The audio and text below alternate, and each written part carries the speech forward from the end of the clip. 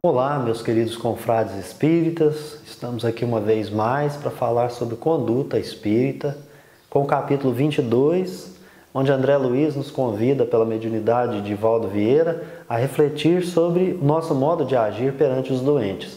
E aqui ele utiliza o versículo 40 do capítulo 25 do Evangelho de Mateus, que trata das boas ações que fazemos aos pequeninos e são tidas como feitas diretamente ao próprio Mestre, ao próprio Jesus.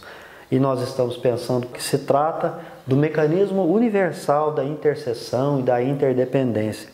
Sabemos todos que o universo é solidário, portanto, essa é uma lei divina, a lei do retorno. As boas ações tornam para quem fez boas ações. A grande boa nova, a grande notícia é que essas boas ações são tomadas como feitas diretamente ao próprio Mestre, o devedor direto dessas boas ações.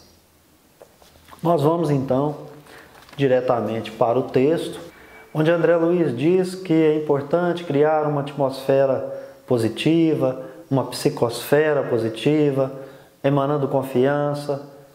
E essa atmosfera positiva ela é criada quando nós buscamos o recolhimento em preces e vibrações, oferecendo palavras de carinho, oferecendo conforto, bom ânimo. E nós precisamos calar essa voz interna que quer conversar, discutir, e às vezes as palavras não raciocinadas, não refletidas, podem sair como: ah, coitado, está sofrendo muito, precisa descansar. Imagine, por exemplo, um indivíduo em coma e você falando isso ao lado. Será que você se esqueceu que ali tem um espírito imortal, portanto ele está escutando tudo? A carne está em coma, mas o espírito está ativo e ele está ali passando uma provação. A nossa tarefa é estar ali para auxiliar, para levar bom ânimo, palavras de carinhos, criando, como dito, uma atmosfera positiva. Nós precisamos também lembrar que o doente é o outro, não somos nós. É necessário evitar o queixume, evitar nos transformarmos na vítima. Aí nós estaremos sendo egoístas. O que eu vou fazer se eu perder essa ou aquela pessoa? Nós não estamos ali para trocar de lugar com o enfermo.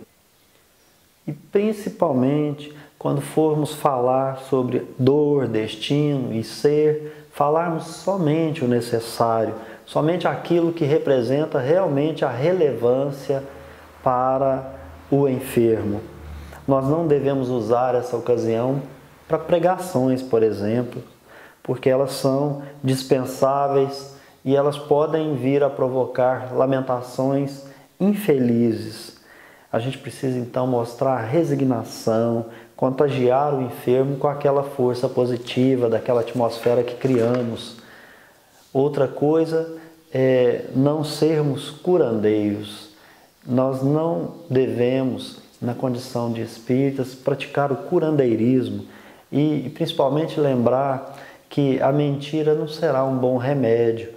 E como nós não podemos, em hipótese nenhuma, garantir cura, muito menos um prazo para restabelecimento do enfermo, sabendo que essas mentiras podem causar um efeito pior, um efeito contrário, e nós não conhecendo os propósitos divinos, essas declarações serão mentirosas, serão levianas.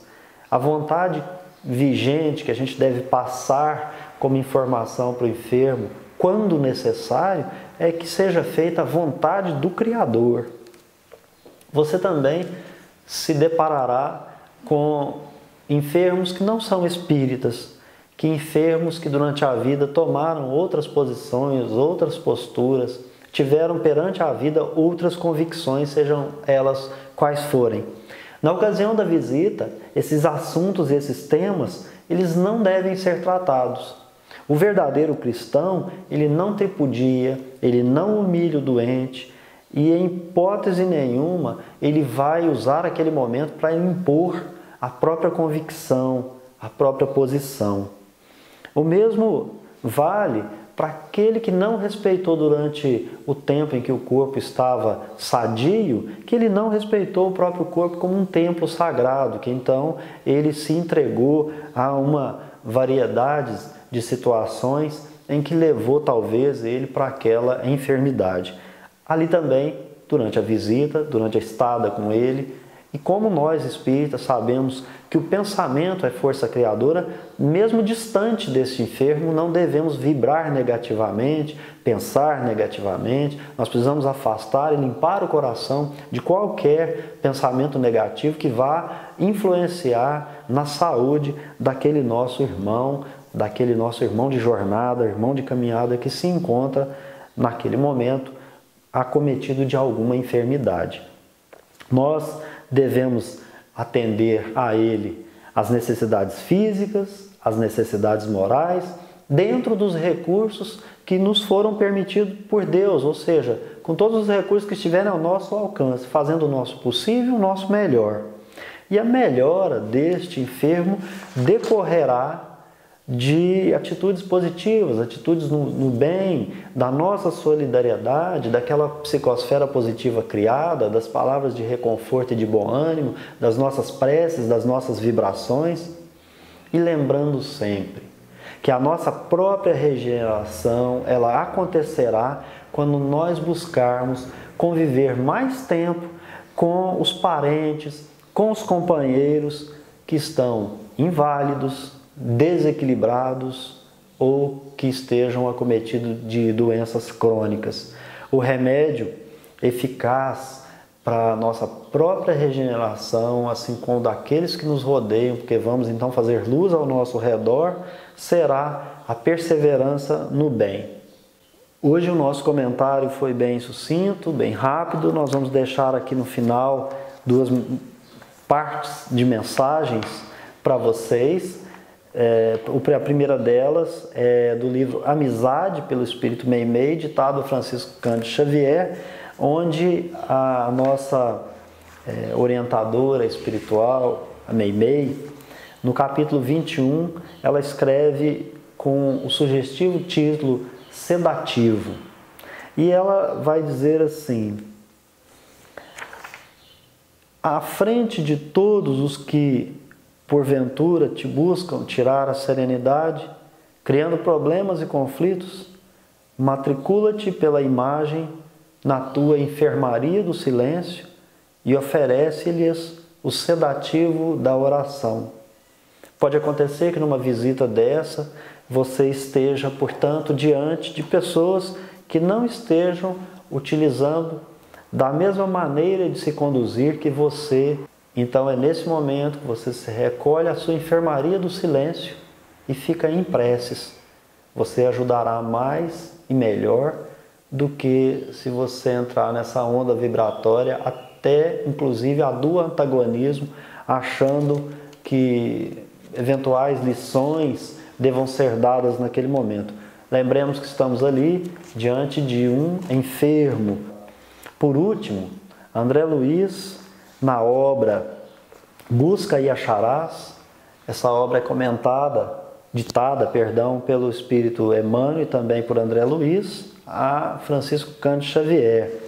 E no capítulo 44, o André Luiz fala sobre o sugestivo título Tranquilizante.